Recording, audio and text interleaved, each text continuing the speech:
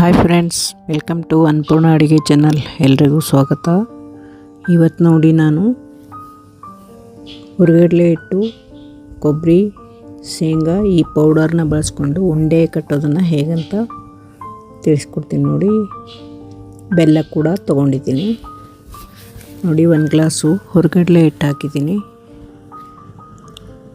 ನಂತರ ಅದೇ ಗ್ಲಾಸಿಂದ ಒಂದು ಗ್ಲಾಸು ತುರಿದ ಕೊಬ್ಬರಿ ಹಾಕಿದ್ದೀನಿ, ತುರಿದಿಟ್ಟಿದ್ದೆ ಅದು. ಅದೇ ಗ್ಲಾಸಿಂದ 1 ಗ್ಲಾಸು ಶೇಂಗಾ ಪೌಡರು, ಮೂರನ್ನು ಮಿಕ್ಸ್ ಮಾಡ್ತಾಯಿದ್ದೀನಿ ನೋಡಿ. ಮಿಕ್ಸ್ ಮಾಡಬೇಕು ನೋಡಿ, ಮೂರನ್ನು ಮಿಕ್ಸ್ ಮಾಡಿ ಇಟ್ಕೋಬೇಕು.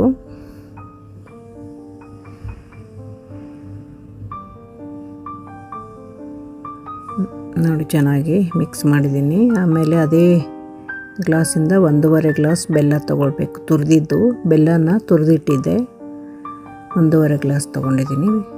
ಜಾಸ್ತಿ ಸಿಹಿ ಬೇಕನ್ನೋರು 2 ಗ್ಲಾಸ್ ತೊಗೋಬೋದು. ಬೆಲ್ಲಕ್ಕೆ ಅರ್ಧ ಗ್ಲಾಸ್ ನೀರು ಹಾಕ್ಕೊಳ್ಬೇಕು. ಒಂದು ಅರ್ಧ ಗ್ಲಾಸ್ ಚಿಕ್ಕ ಗ್ಲಾಸಿಂದ ಬೆಲ್ಲ ಮುಳುಗೋವರೆಗೂ ನೀರು ಹಾಕಬೇಕು. ನಂತರ ಚೆನ್ನಾಗಿ ಮಿಕ್ಸ್ ಮಾಡಬೇಕು. ನೀರಲ್ಲೆಲ್ಲ ಬೆಲ್ಲ ಸ್ವಲ್ಪ ಕರಗಬೇಕು. ಈಗ ಏಲಕ್ಕಿ ಕುಟ್ಕೊಂಡಿದ್ದೀನಿ, ಒಂದು 4 ಕುಟ್ಟಿಟ್ಟು ರೆಡಿ ಮಾಡಿಟ್ಟಿರ್ತೀನಿ. ಆಮೇಲೆ ಹಾಕ್ಬೇಕು. ನಂತರ ಇಲ್ಲಾಂದರೆ ಈ ಪೌಡ್ರಿಗೆ ಸೇರಿಸ್ಬೇಕು ನೋಡಿ. ಬೆಲ್ಲನ ಕರಗಿಸ್ತಾ ಇದ್ದೀನಿ. ಬೆಲ್ಲ ಎಲ್ಲ ಕರಗಿದೆ. ಈಗ ನೀರು ಸ್ವಲ್ಪ ಮಾತ್ರ ಕುದಿಬೇಕು, ಜಾಸ್ತಿ ಕುದಿಬಾರ್ದು ಬೆಲ್ಲದ ನೀರು. ಏಕೆಂದರೆ ಜಾಸ್ತಿ ಕುದ್ರೆ ಉಂಡೆಗಳು ಗಟ್ಟಿಯಾಗಿಬಿಡುತ್ತೆ. ಅದಕ್ಕೋಸ್ಕರ ಸ್ವಲ್ಪ ನೀರು ಈ ಬೆಲ್ಲದ ನೀರು ತೆಗೆದು ಇದಕ್ಕೆ ಹಾಕಬೇಕು. ಬೆಲ್ಲ ಮಿಕ್ಸ್ ಮಾಡಿರ್ತೀವಲ್ಲ, ಆ ನೀರನ್ನು ತೆಗೆದು ಈ ಹಿಟ್ಟಿಗೆ ಹಾಕಬೇಕು ನೋಡಿ. ಕುದೀತಾ ಇದೆ ಬೆಲ್ಲದ ನೀರು. ಸ್ವಲ್ಪನೇ ಇದಕ್ಕೆ ಆಣ ಏನು ಬರೋದು ಬೇಡ, ಎಳೆಯಾಗಿ ಸುಮ್ಮನೆ ಇಷ್ಟೇ ಕರಗಿಸಿ. ಸ್ವಲ್ಪ ಕುದಿ ಬಂದ ತಕ್ಷಣ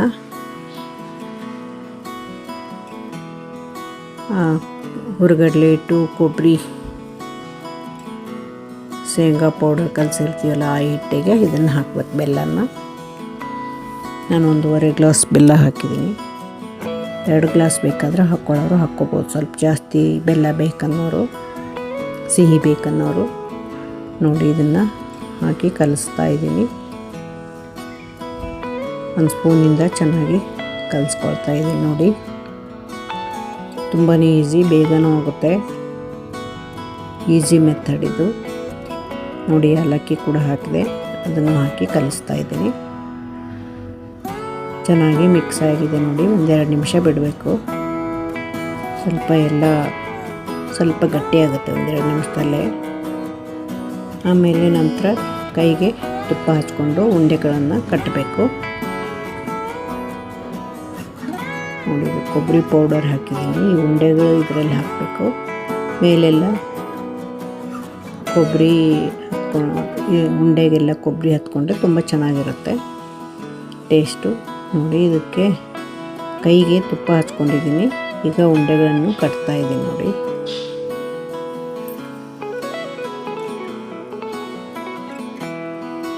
ಮೆತ್ತಗೆ ಇರೋದ್ರಿಂದ ಸ್ವಲ್ಪ ಬೇಗನೆ ಉಂಡೆ ಕಟ್ಬೋದು. ಉದುರಾಗಿ ಆಗಿಲ್ಲ. ನೀವು ಜಾಸ್ತಿ ಕುದಿಸಿ ಬೆಲ್ಲನ ಎಳೆ ಪಾಕ ಥರ ಮಾಡಿಬಿಟ್ರೆ ಅದು ಆಮೇಲೆ ಬೇಗ ಉದುರಾಗಿಬಿಡುತ್ತೆ. ಆಮೇಲೆ ಉಂಡೆಗಳು ಕಟ್ಟಿದ್ರು ಕೂಡ ಆಮೇಲೆ ಹಲ್ಲಿಗೆ ತಿನ್ನೋಕ್ಕೆ ಬರಲ್ಲ, ಅಷ್ಟೊಂದು ಗಟ್ಟಿಯಾಗಿರುತ್ತೆ. ಇದು ತುಂಬ ಚೆನ್ನಾಗಾಗ್ತದೆ ಈ ಥರ ಮಾಡಿಟ್ರೆ.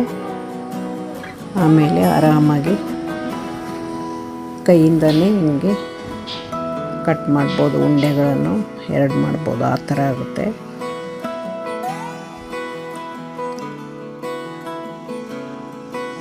ನೋಡಿ. ಕಟ್ಟಿದ್ದೀನಿ, ಸ್ವಲ್ಪ ಮಾತ್ರ ಹೋಯಿತು. ನಾವು 8-10-12 ಉಂಡೆಗಳು ಆಗಿದ್ದಾವೆ ಅಷ್ಟೇ.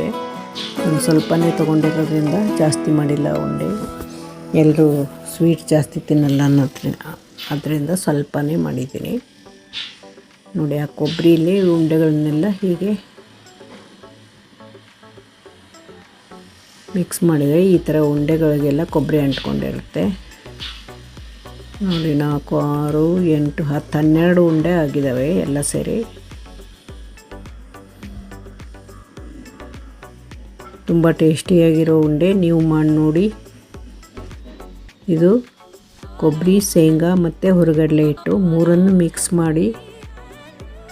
ಮಾಡಿರೋದು. ಕೊಬ್ಬರಿ ತುರ್ಕೊಂಡಿರಬೇಕು, ಶೇಂಗಾ ಕೂಡ ಹುರಿದು ಮಿಕ್ಸಿ ಮಾಡಿಟ್ಟಿದ್ದು, ಆಮೇಲೆ ಹುರಿಗಡಲೆ ಕೂಡ ಮಿಕ್ಸಿ ಮಾಡಿದ್ದು ಎಲ್ಲನೂ ಒಂದೊಂದು ಗ್ಲಾಸ್ ಹಾಕ್ಕೊಂಡು ಮಾಡಿದ್ದೀನಿ. ನೋಡಿ ತುಂಬ ಚೆನ್ನಾಗಾಗಿದೆ ಉಂಡೆ. ಯಾರಿಗೆಲ್ಲ ಈ ವಿಡಿಯೋ ಇಷ್ಟ ಆಯಿತು ಲೈಕ್ ಮಾಡಿ, ಸಬ್ಸ್ಕ್ರೈಬ್ ಮಾಡಿ. ಹಾಗೆ ಯಾರ್ಯಾರು ನೋಡ್ತಾ ಇದ್ದೀರಾ ಸಬ್ಸ್ಕ್ರೈಬ್ ಮಾಡ್ಕೊಂಡು ನೋಡಿ.